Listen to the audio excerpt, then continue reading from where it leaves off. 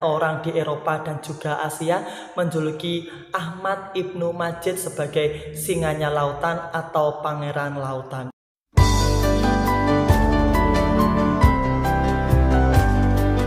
Assalamualaikum, bagaimana kabar kalian? Semoga kabar kita semuanya dalam keadaan fantastis. Vasco da Gama. Siapa yang tidak kenal dengan Vasco da Gama?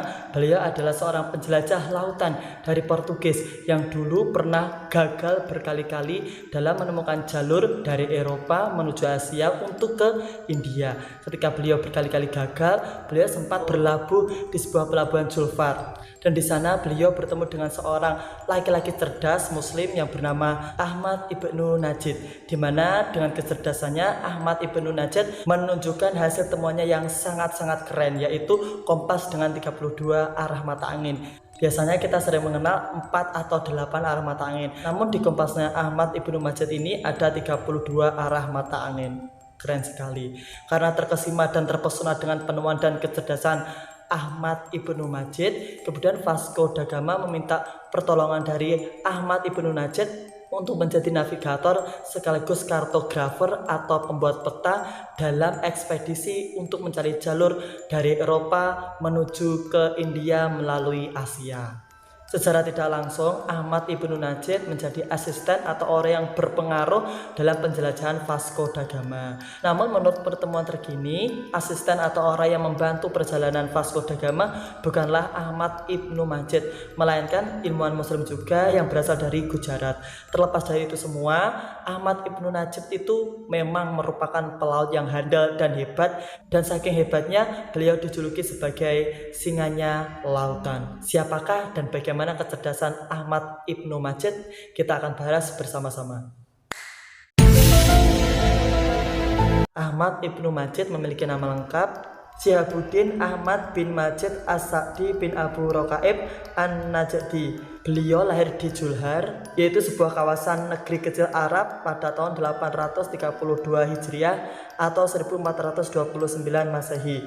Beliau berasal dari suku Tamim, sebuah kabilah dari provinsi Najd, Arab Saudi. Ahmad Ibnu Najid ini merupakan keturunan pelaut yang sangat handal. Ayahnya, kakeknya, dan leluhur-leluhurnya itu merupakan pelaut yang sangat handal. Bahkan ayahnya dan kakeknya sendiri pernah menjelajah Laut Merah, dan ayahnya pernah membuat buku dengan judul Al-Hijaziyah, di mana buku ini mengupas tuntas tentang lautan Hijaz. Karena keturunan pelaut yang sangat handal, Ahmad Ibnu Najid mewarisi darah pelaut yang sangat kental. Bahkan beliau lebih handal dan lebih hebat daripada ayah, kakek, dan leluhur-leluhurnya. Saking hebatnya, kalau ayahnya itu sudah menjelajah Laut Merah, Ahmad Ibnu Najid ini bahkan sudah menjelajahi tidak hanya Laut Merah, namun juga Samudra Hindia. Bahkan ketika beliau masih berumur 17 tahun, beliau sudah dipercaya untuk berlayar mengelilingi samudra. Sewaktu masih remaja, beliau suka bermain di area dermaga Julfar.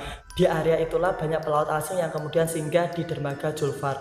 Karena banyak pelaut dari berbagai penjuru dunia yang singgah di daerah dermaga Julfar, maka dari itulah bahasa asingnya Ahmad Ibnu Najid juga sangat berkembang. Hal ini mengantarkan beliau kepada kecintaannya terhadap sastra. Selain cinta kepada kelautan, Ahmad Ibnu Najid juga cinta kepada sastra, ahli sastra. Dan di dermaga ini jugalah beliau bertemu dengan Vasco da Gama dan menunjukkan penemuan hebatnya berupa kompas 32 arah mata angin. Beliau juga pintar dalam membuat peta atau ahli kartografer. Dengan kecerdasannya, beliau bisa membuat jalur pelayaran dari Eropa menuju ke Asia, ke India juga. Semakin besar kecerdasan beliau semakin terasa. Selain menemukan kompas dengan 32 arah mata angin tersebut, beliau juga telah membuat jalur pelayaran dari Eropa ke Asia. Peta yang telah beliau buat juga menjadi acuan bagi para pelaut ketika berlayar. Namun selain itu, beliau juga telah menelurkan karya besar yang nanti akan menjadi acuan untuk pelaut-pelaut setelahnya. Dua buku terbesarnya berjudul Al-Fawaid fil Usul Ilmu Al-Bahr wa Al-Qawaid dan juga Hawiyah Al-Ikhtisar fil Usul Ilmu Al-Bihar. Karena kehebatan-kehebatan beliau itulah kemudian orang di Eropa dan juga Asia menjuluki Ahmad Ibnu Najid sebagai singanya lautan atau pangeran lautan. Dan karena beliau juga telah berjasa untuk membantu sebagai navigator pelayaran pelaut Portugis, salah satunya adalah Vasco da Gama, beliau juga mendapatkan gelar Rajanya Lautan. Bagaimana? Ternyata ada juga kan ilmuwan muslim yang sangat pintar, cerdas, dan berpengaruh terhadap pelayaran dunia. Semoga pengetahuan ini menambah kecintaan kita kepada Islam. Semoga bermanfaat. Wallahu a'lam. Wassalamualaikum warahmatullahi wabarakatuh.